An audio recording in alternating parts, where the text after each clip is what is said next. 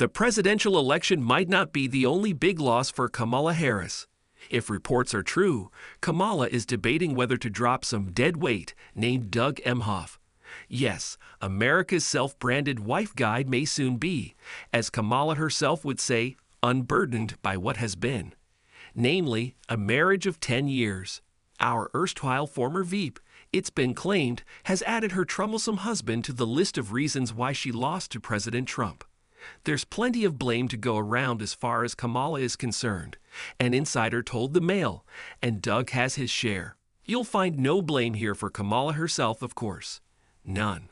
Not for the word salads, nor the inability to cogently articulate a single thought, nor her apparent lack of original ideas or intellectual heft. Alas, joy, it seems, is another vanishing prospect, gone with the hiccups from that slurry post-election Thanksgiving video.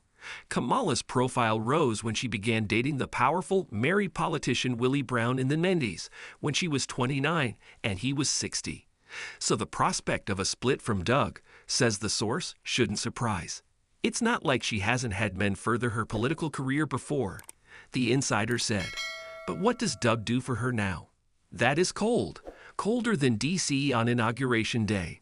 But if Kamala were to dump Doug, and there have been whispers since news broke that Emhoff has reportedly accepted a job with a Manhattan-based law firm and toured a $20,000 a month Park Avenue rental, it may hurt rather than help her political future. A future that, by the way, she doesn't have. But don't tell that to Kamala yet. Watching her Sunset Boulevard levels of delusion is something we've earned, the hard way. So as Doug tours luxury East Coast properties, Kamala has ignominiously returned to her still-burning state of California to plot. One imagines her next moves. Landing a book deal, exacting the mother of all grudges against Doug, and running for president in 2028. You read that right. The greatest political faceplanter since Sarah Palin reportedly thinks she's got another shot. As Kamala's former communications chief, Ashley Edien, told the Mail, her old boss said to her as recently as last week, "You know me well enough to know that I'm not going to go away quietly." Doug, however, may be another matter. He may go away very quietly. Here's the thing. After Doug publicly admitted last summer to cheating in his first marriage with the nanny, who he allegedly impregnated, it didn't seem like much of a problem for then-presidential candidate Kamala. Love you, Dougie. That was Kamala in a social media post dated August 20, 2024, weeks after the nanny story hit. Once the Mail subsequently broke the news that Doug allegedly slapped a former girlfriend in the face so hard that she spun around, Kamala doubled down again.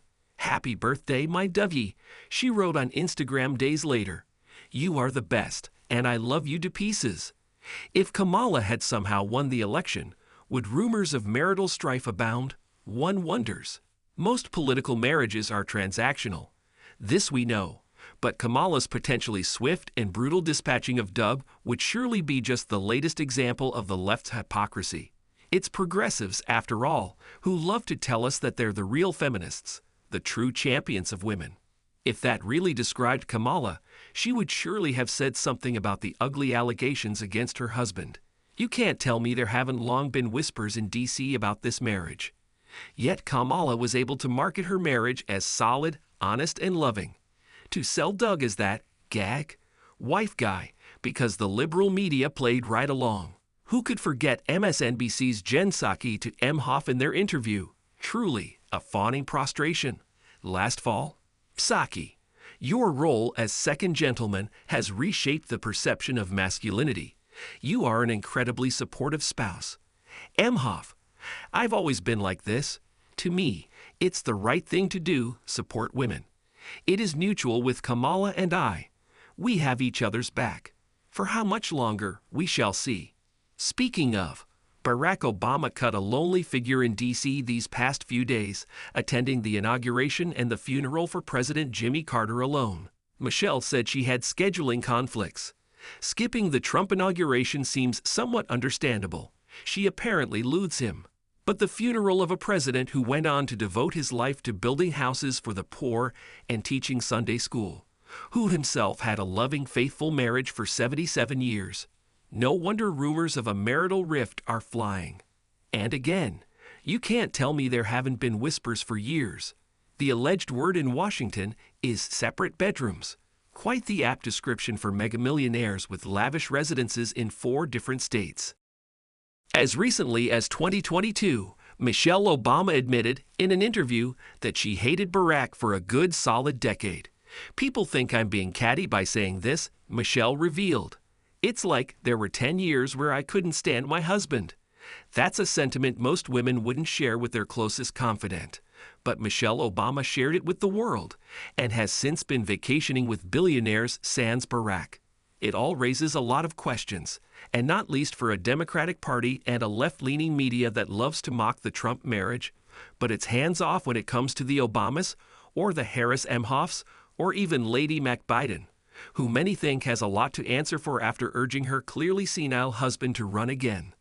When it comes to political marriages, we need only recall America's most famous, between JFK and Jackie, falsely sold as Camelot, a grand love story that turned out to be a fairy tale.